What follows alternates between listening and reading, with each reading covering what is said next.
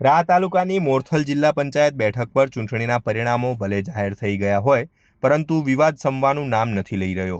આમ આદમી પાર્ટીના ઉમેદવાર લક્ષ્મીબેને ચૂંટણીની સમગ્ર પ્રક્રિયા પર સવાલો ઉઠાવીને રાજકીય માહોલ ગરમાવી દીધો છે।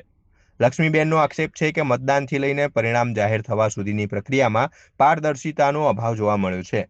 લક્ષ્મીબેને જણાવ્યું કે લોકશાહીમાં જનમતનું સન્માન થવું જોઈએ, પરંતુ જે પ્રકારે ઘટનાઓ સામે આવી રહી છે તેનાથી મતદારોમાં પણ અસંતોષ છે। આ આક્ષેપો બાદ હવે મોરથલ પંથકમાં ચર્ચાનો દોર શરૂ થયો છે। એક તરફ સમર્થકો તપાસની માંગ કરી રહ્યા છે, તો બીજી તરફ વિરોધ પક્ષો તેને હારની નિરાશા ગણાવી રહ્યા છે। રાજકીય વિશ્લેષકોનું માનીએ તો આ વિવાદ આગામી સમયમાં સ્થાનિક રાજકારણના સમીકરણો બદલી શકે છે। ચૂંટણી તંત્ર આ આક્ષેપો પર શું ખુલાસો કરશે તે જોવું રહ્યું।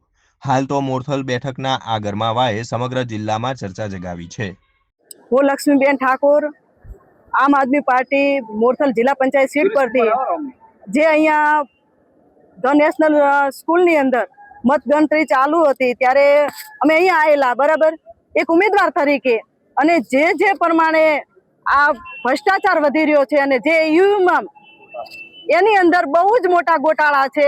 અને આજે નજરે જોયું છે અમે કે જે એ લોકોએ બીજેપી સરકારે કે જે અંદર ગોટાળા મારેલા છે એમના જ નોંધાયેલા ઓકડા અત્યારે બહાર પાડવામાં આવેલા છે।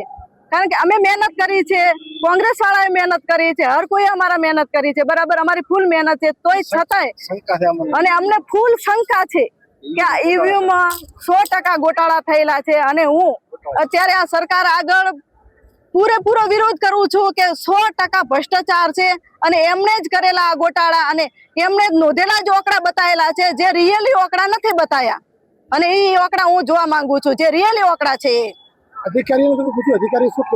અધિકારીઓ તો કશું કાંઈ મેં પૂછ્યું નથી, પણ એ લોકોને હું લેખિત આપવા માંગુ છું કે જ્યાં સુધી આ ઈવીએમ સ્કૂલની અંદર મૂક્યા ત્યાંથી અત્યાર સુધીનો મારે વિડીયો જોઈએ, સીસીટીવી કેમેરા સંગાથે જે વિડીયો ઉતાર્યો સીસીટીવી કેમેરાની અંદર, એ વિડીયો મારે જોઈએ।